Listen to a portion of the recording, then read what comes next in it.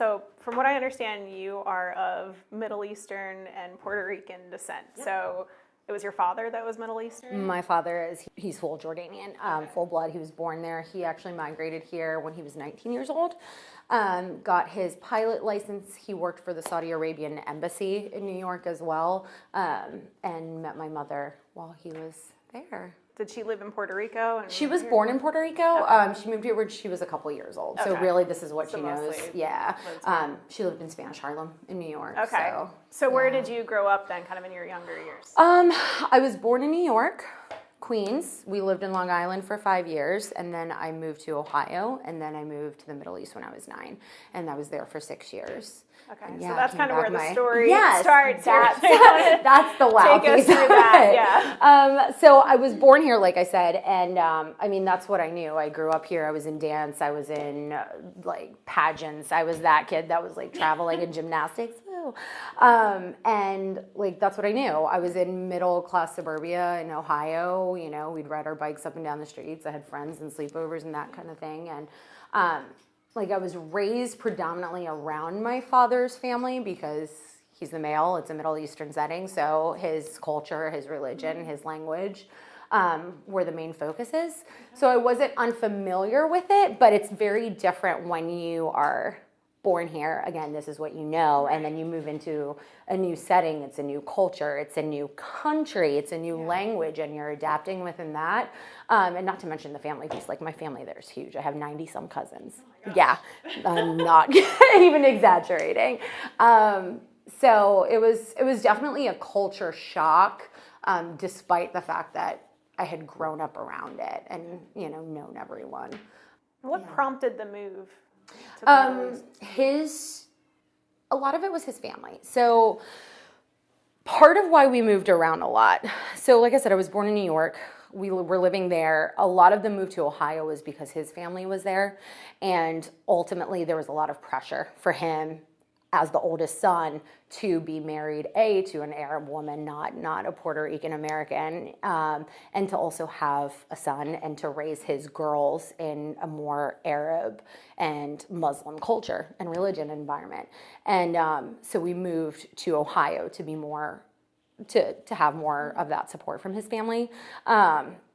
And ultimately, a lot of the move came from that fact, that pressure. I mean, he had little girls that were growing up. I was 9 when we moved, and they wanted to see him raise us as good Muslim girls, back in Jordan. And, ultimately, that pressure, I think, is what led to the move, which, I get. Again, I was around the culture, and that's what I was raised by, but it's interesting because he wasn't that guy. Like if you knew my dad when we were over here, he was Mr. Short Shorts, let's go to the beach, we're gonna have barbecues and everybody's invited and like that persona. But behind the scenes, it was really about the family and doing what's right and the religion and the culture and, being seen as the, I guess, patriarch of the family. Okay, so kind of a different person behind closed doors than he was Absolutely. outside. Absolutely. I mean, the things that I learned from my mom when I moved overseas is it's mind-boggling to think that that's the same man that raised us. So when we moved overseas, everything's fine, right? I'm a 9-year-old girl. Oh my God, I have all these cousins. This is so cool. We're in a new country. Yeah, it sucks. My life has changed and I don't get to do the things I wanted to do or saw myself doing, but okay. But as you get older in a society like that, the views change and what's expected of you changes.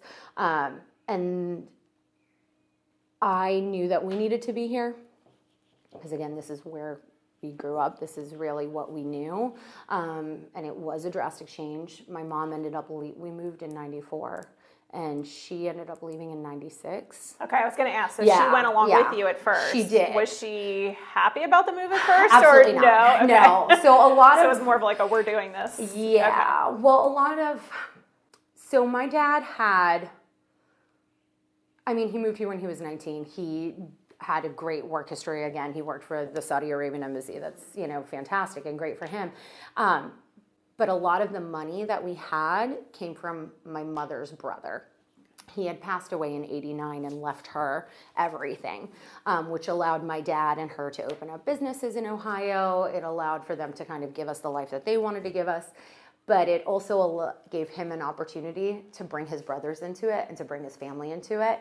And they kind of just ran her credit down, ran all of her money out. She had so much put aside for myself and my sisters. I have 2 other sisters, younger sisters. And he actually liquidated everything when we moved overseas and took it to build his mansion and like to play up that role. So when we moved, she didn't feel like she had much of a choice, honestly. She felt like she had to. She knew what my father's done. She knew what he was capable of. She knew that if she didn't come, she really just didn't want to see what the consequences of that looked like. So she came despite infidelity on his behalf, despite a lot of just not great things, that he's done. But I mean, I'm a mother of 3 girls. You make sacrifices for your kids no matter what. They're your priority. So she tried. And she has health issues. So she was traveling a lot back and forth between Jordan and the States. And ultimately, between the culture and her health, it was just too much. I mean, she was at a point where she wasn't even getting out of bed. She'd like send us off to school and then that was it. Her entire day was just crying and tears and just to herself and putting on a brave face the second we got home. That's not fair to anyone. And we had a lot of clashes because even though I knew that, I was still very frustrated that she'd leave, but nonetheless, she did what was right. She did what was right for her and what was right for us, I feel like, because ultimately I wouldn't be here had she not had the courage and the strength to leave us despite herself. So so she left. So she did come with us initially, stayed for about 2 years. In '98, she ended up moving back. Actually, it might have even been sooner because we moved back here in 2000 and tried to come back in '98. So it might have been a little bit before 1998 Where did she within that year. Move back to? She moved back to Pennsylvania. So a friend that they had, a mutual friend that they had in Ohio, she had kept in touch with. This woman was American, and I think she was married to a friend of his or something, and they kept in touch. So when my mom came to move back, she said, I have this great family in Lancaster. They're more than happy to support you. So she moved in with them and was able to get back on her feet. She worked at the Ren Fair. She bussed tables. Like, she was the gypsy walking on coal. She's such a gypsy hippie soul. I love that woman so much. And she worked really hard in literally anything she could do and found herself a great job at Schreiber as a scheduler. And we came here to visit in '98. I mean, ultimately, I was the one taking care of my 2 sisters. Yeah, my dad remarried, but she was actually a friend of mine, only she was maybe 5 years older than I am.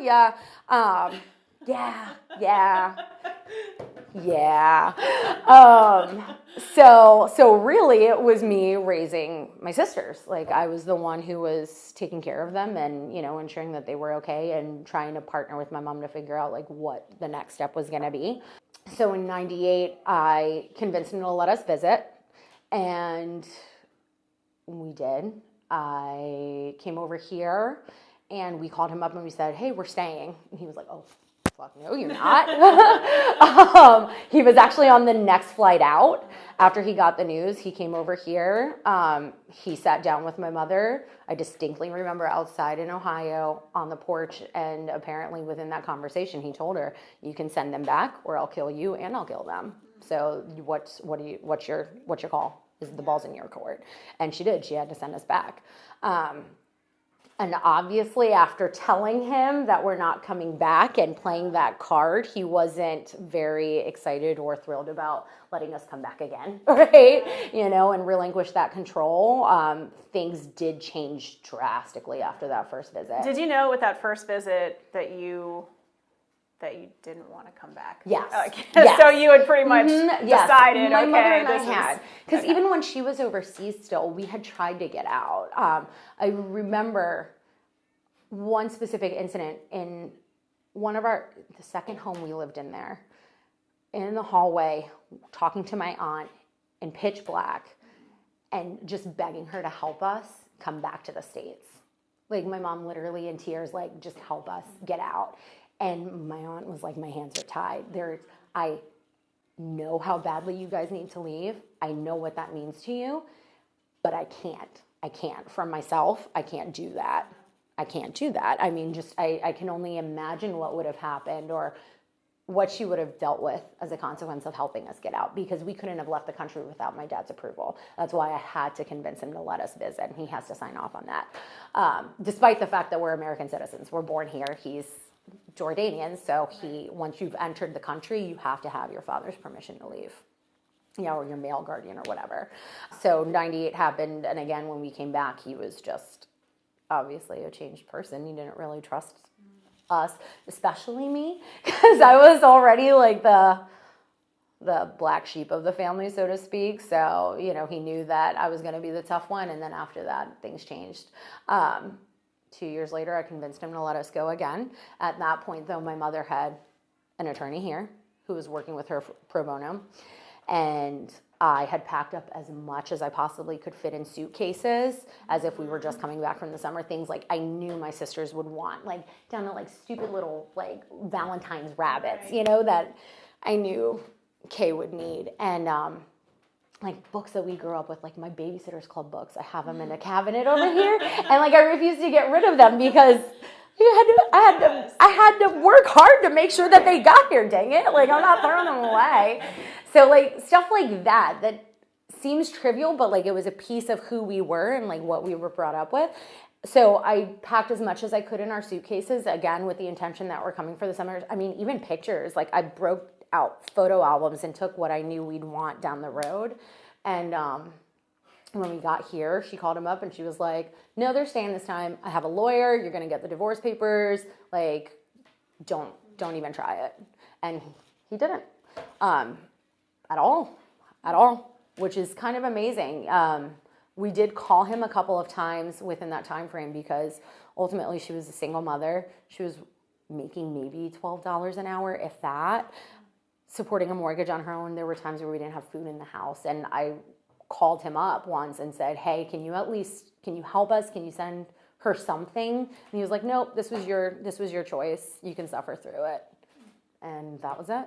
So, yeah. How much younger are your sisters? Tara is 15 months younger than I am, and Kay's 5 years younger than I am. Okay. And she was 4 when we moved, so. Yeah, I was going to ask what were kind of the age ranges when this stuff happened? So she was 9. I was 9 when we moved. Tara was 7 going on 8, I think.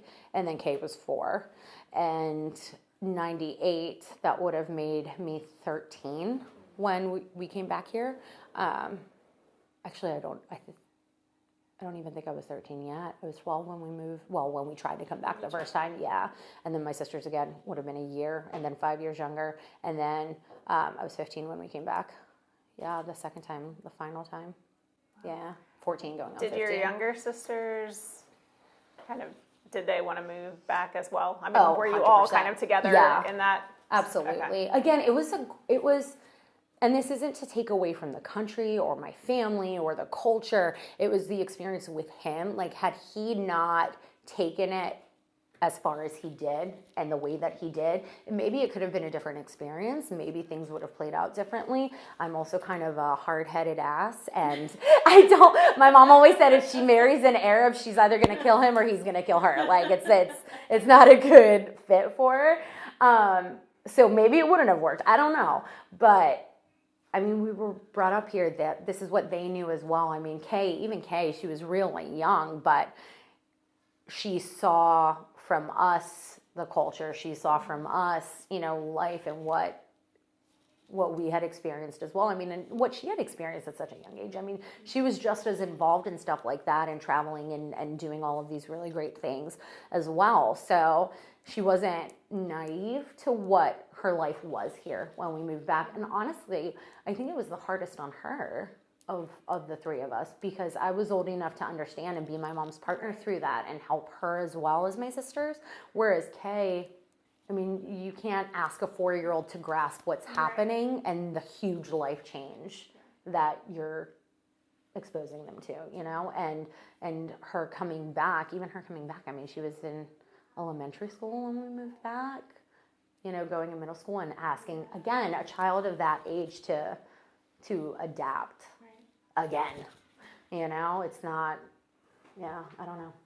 Can you kind of talk a little more just about, I guess, your life while you were over there, just the culture, like I guess just for people who don't know, like kind of what the daily life was like and how it differed from your life here. Yeah.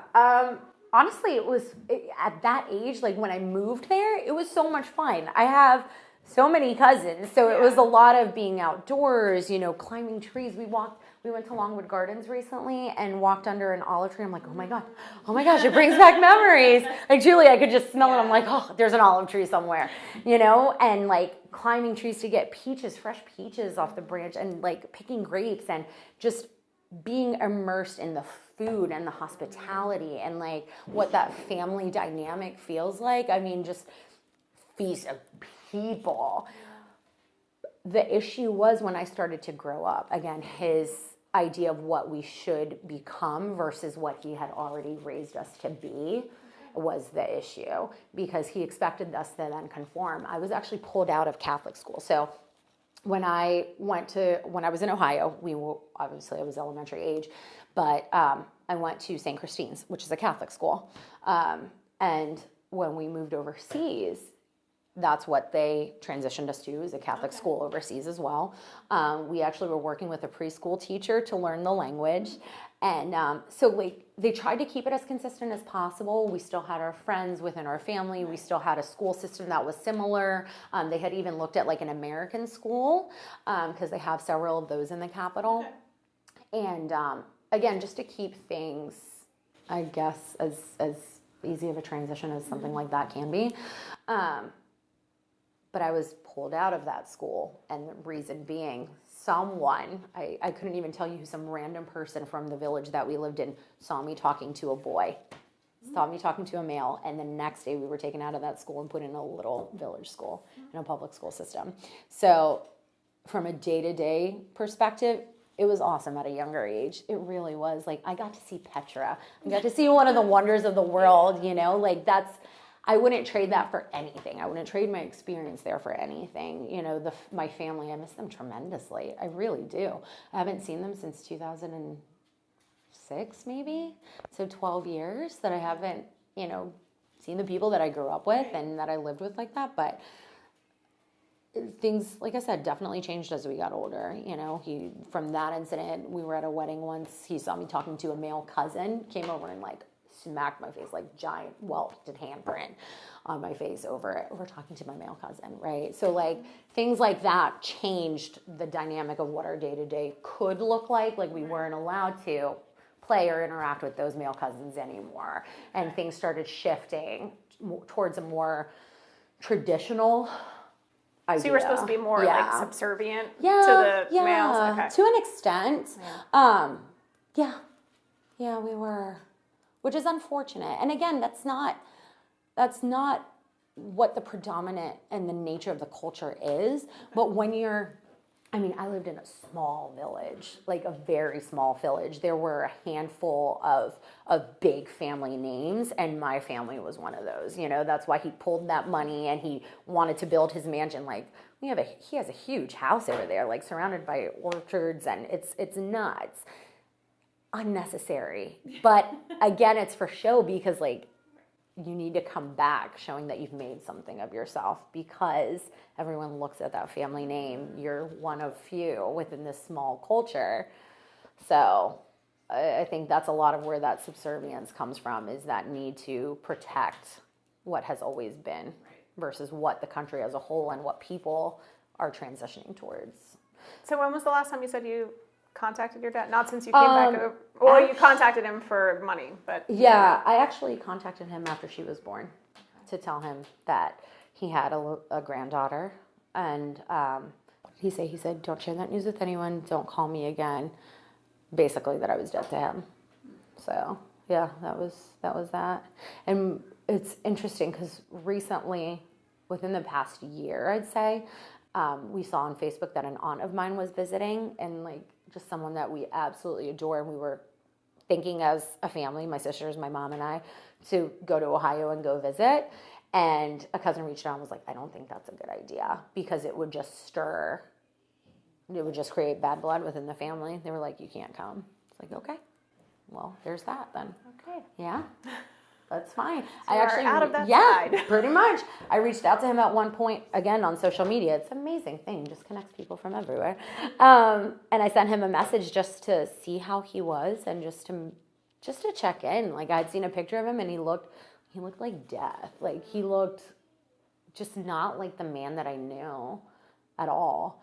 And it was very to the point. He was just like, I'm fine. Take care. It's like, okay. All right, well, I can at least live my life knowing that I've tried on several occasions, but it is what it is. I was in high school when 9/11 happened. Yes, that was not great. I had a friend, my best friend, who's half Vietnamese, say in history class, because obviously they wanted everybody to like talk about it and be vocal and share your opinion. Everybody's going through this huge world change, and she said, I think we need to put anyone with Arab connections in a camp until we figure out who's who.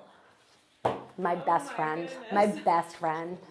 I am more protective of my culture because 9/11. I think there was such an extreme perception of what Arabs are and like what the religion was. And yeah, my experience might not have been the best when I was overseas, but I still hold very traditional values because of it. And like I've become who I am because of the ideas of respect and of culture and of family that they instilled in me. So I was called Samia bin Laden when 9/11 happened. Yes, that was a real thing in high school.